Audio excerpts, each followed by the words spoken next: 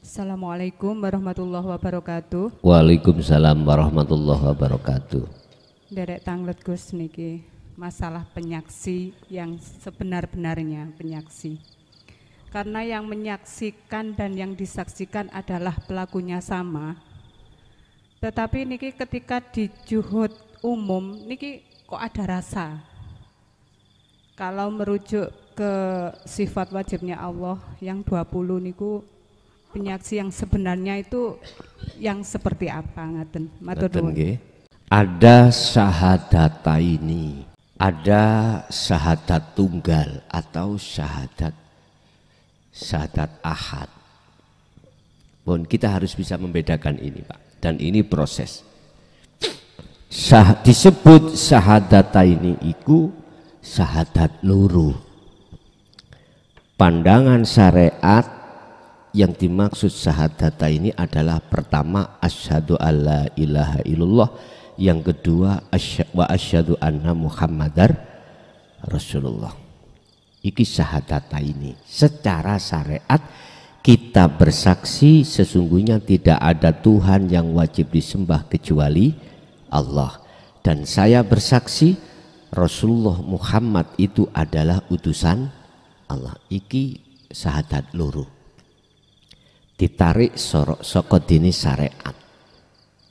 Aku tanya, syahadat pertama kau terhadap Allah, Allah yang mana? Tidak bisa jawab. Syahadat yang kedua Muhammad, Muhammad yang mana? Dulu aku nggak bicara sahabat loh ya. Kalau sahabat Rasulullah ketemu langsung. Kita mana Muhammad? Udah, iki sarengat.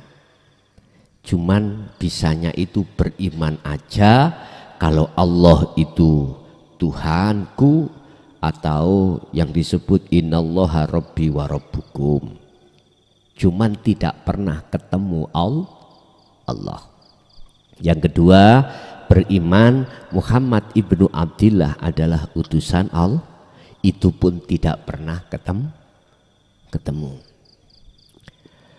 Padahal yang disebut sebagai bersaksi haruslah yang menyaksikan tahu, melihat siapa yang disaksikan. Berarti saya waktu 2010 dihadapkan ke persidangan itu benar sudah, supaya tahu persaksian itu bagaimana. Ternyata mohon maaf, ini baru saya memahami. Tahun 2010 di situ saya dihadapkan satu hukum yang harus kujalani. Di situ ada saksi. Ada saksi yang memberatkan, ada saksi yang meringankan. Lah, saksi itu juga begitu. Ada saksi yang palsu, alibinya seakan-akan tahu kejadiannya. Ada saksi yang benar-benar saksi iki tahu kejadiannya. Itu namanya saksi yang benar. Tapi kedua-duanya saksi ini disumpah atas nama agamanya masing-masing. Artinya sebelum dia bersaksi atas kejadian apapun, biar si saksi itu tidak menipu terhadap Pak Hakim, disumpah. Mengapa disumpah?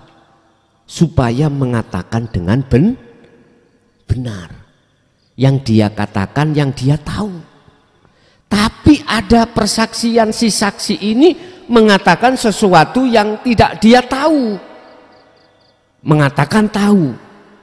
Ini yang ku alami, sehingga ada istilah saksi yang meringankan pihak terdakwah, ada saksi yang memberatkan terdakwah.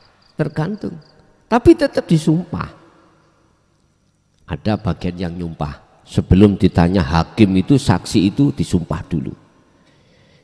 Isinya di dalam sumpah itu gak boleh si saksi mengatakan yang tidak dia tahu. Tapi faktanya terkesan seakan-akan dia namanya saksi alibi. Lah itu. Nah, boleh kenal. Berarti bener Gusti Allah ngukum aku iku secara syariat dulu iku bener kayak pelajaran.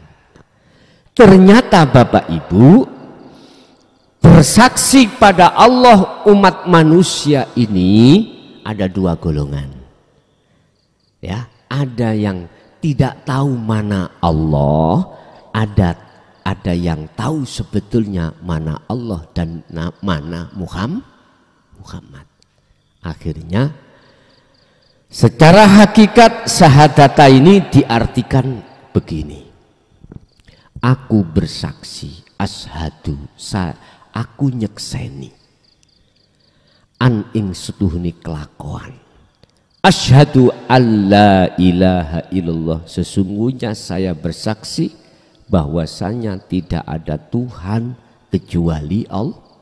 Dikatakan tahu siapa yang disaksikan, ruhaniyahmu itu jatuhnya ini wajah dua hiya. Berarti hidup itulah dalam diri kita yang sebagai Allah. Tahu akhirnya. Lalu syahadat yang kedua, wa asyhadu anna Muhammad. Ini si saksi yang dikatakan saksi yang benar, atau saya katakan syahadat yang sudah benar. Muhammad, sesungguhnya Muhammad itu adalah utusan Allah. Muhammad ini makhluk.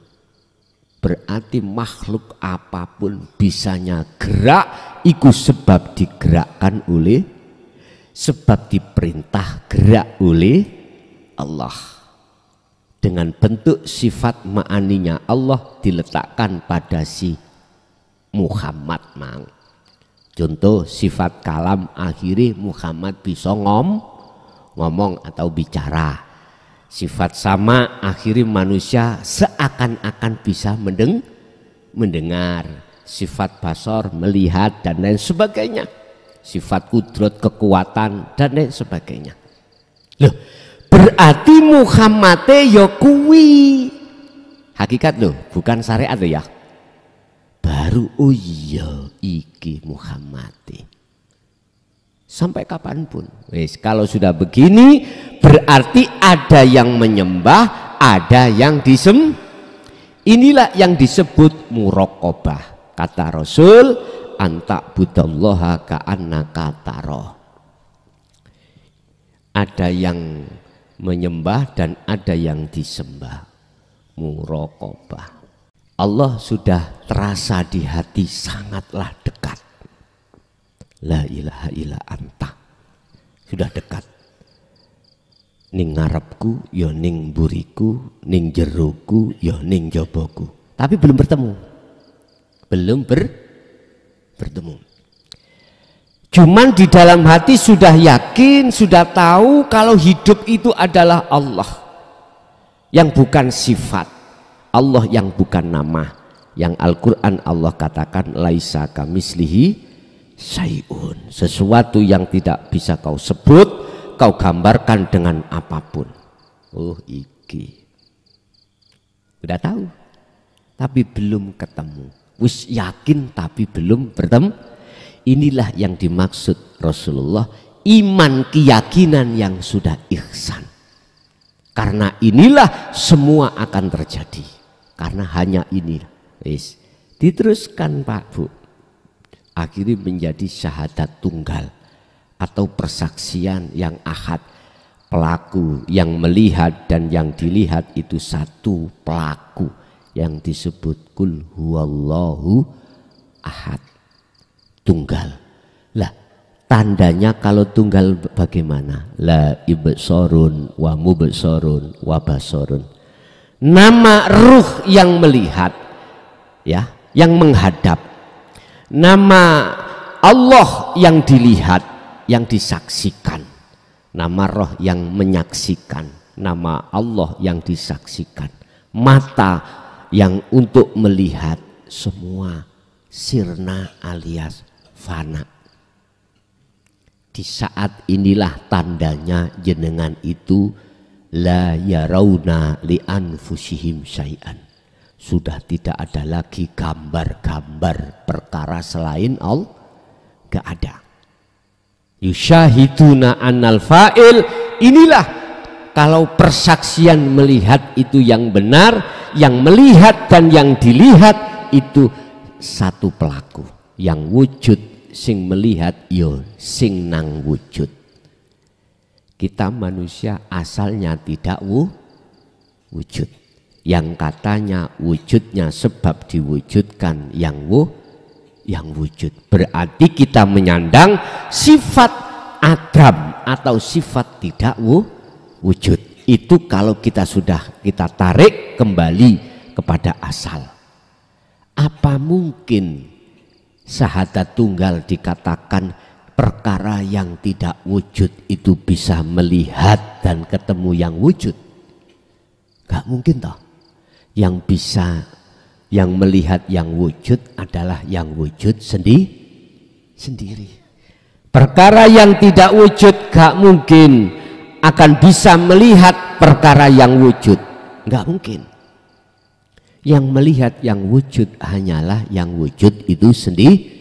Berarti yang dikatakan makrifat pada Allah, dikatakan syahadat tunggal adalah yang melihat Allah itu Allah sendiri, yang melihat urip iku urip sendiri. Kalau sudah di sini maka hatimu akan tenang, ayem, tentrem yang tidak bisa kau bayangkan dengan sesuatu apapun.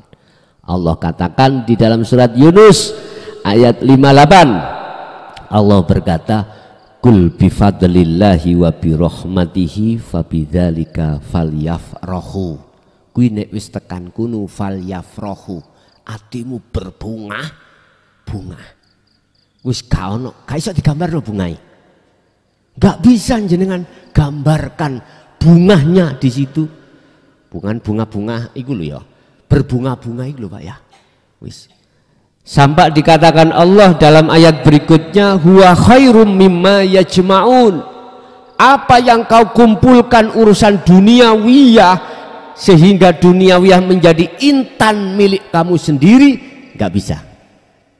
Si malah penak si ngarep mau.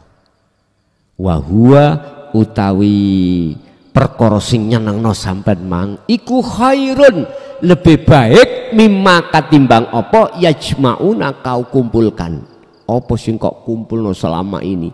Mobil mewah, rumah mewah, apalagi pabrik mewah, apalagi anak mewah, garwa mewah.